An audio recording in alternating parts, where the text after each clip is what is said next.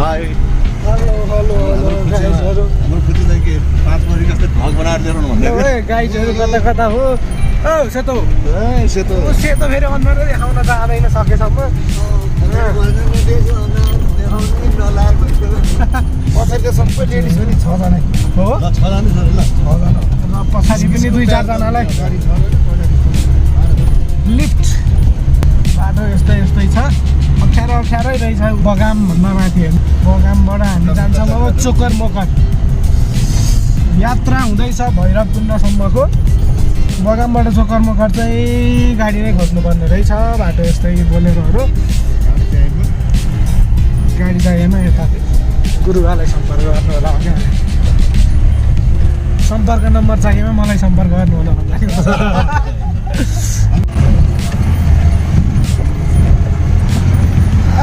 नाचेर केही छैन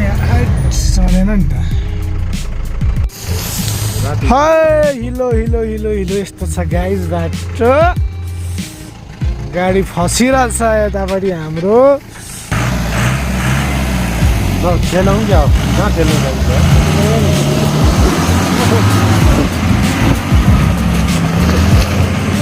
चिप्पिँदै चढेन नि यार अब त त्यस्तै हो गाडी फसेर चिपिसक्छ यार गाडी चाहिँ चढोस् भन्ने हो चढ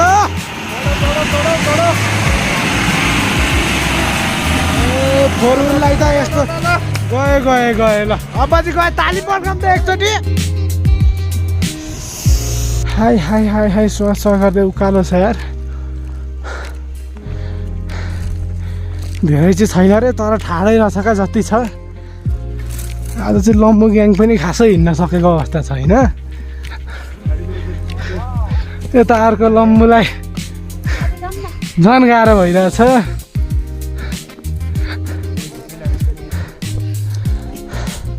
बटे के छ मेरो जोडी ठिक छ ए काइदा छ ल उकालो सकिएर हामी थोरै माथि आइसकेपछि यहाँ तेर्सो बाटो हिँड्दैछौँ हिउँ पर्दैछ त्यहाँ चाहिँ है अब के गर्छ अब यो खुलो भयो भने त हिउँ सहितको दृश्य राम्रो देखिएर खुलेन हिउँ मात्रै परिरहेको भने चाहिँ अब यस्तै देखिने बेलामा पुगेर पनि हो चिसो छ मस्तैसँगले ल यस्तै छ भैरवकुण्डको यात्रा हिउँ परिरहेछ यी फुस पारेर यस्तै हो हिउँ पर्ने भनेको हिउँ पार्यो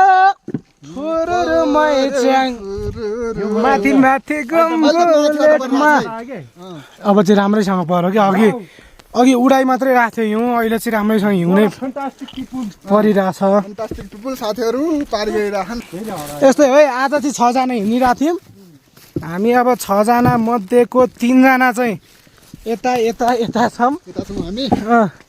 तिनमा यी लम्बु अस्ति कुद्ने मान्छे आज कुद्न सकेका छैनन् यी लम्बु भएर नि लेख लागेर कुद्न सकेका छैनन् म डल्लो मान्छेको हिँडाइ यस्तै हो सधैँ ठिकै छ होइन त्यो सबैलाई थाहा भएकै कुरो हो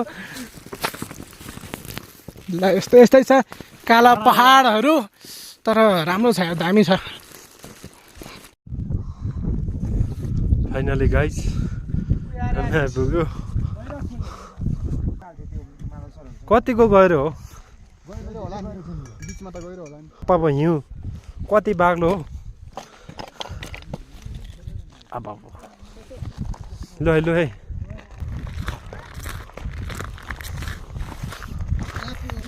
हामीलाई पानी त ये लोग मजा लिए के वाला थियो नि यार आधा घन्टा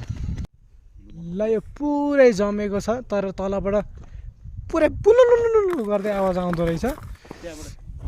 परिरहेछ पर्दै गरेको नदेखेको धेरै भएको थियो धेरै पछि हिउँ पर्दै आइयो होइन राम्रै समयमा आइएछ चोकर मोकर यो चाहिँ हामी भैरवकुण्ड घुमेर तल फर्के पछाडि माथि नै पर्ला जस्तो भइरहेको थियो तर परेन अहिले चाहिँ यहाँनिर यसरी मस्तले परिरहेछ हामी चोकर मोकरबाट झर्दैछौँ तलतिर हामीले घामदेखि हिउँसम्मको मजा लिन पाइरहेका छौँ। र यहाँबाट यो त्यो पर एउटा बारी जस्तो देखिन्छ, त्यो चाहिँ कसैले खनेको जोतेको केही होइन अरे, सधैँभरि त्यस्तै हुन्छ अरे। प्राचीन कालमा कुन राजाले चाहिँ जोतेको भन्ने किम्वदन्ती छ रे। कमल प्रसाद पाण्डे, यता हेर कालेकाको हाम्रो यता गुरुबा हुनुहुन्छ होइन, रमाइलो यता हाम्रो विकास गरिदिनु भएको छ। हुनुहुन्छ ल यता सान्दा यो मोबाइल हल्लेर छड्के आयो। एउटा सेतो भेस्ट छुटेकोमा एकदम रुष्ट भएर मलाई हानौला चाहिँ गर्दै हुनुहुन्थ्यो अघि।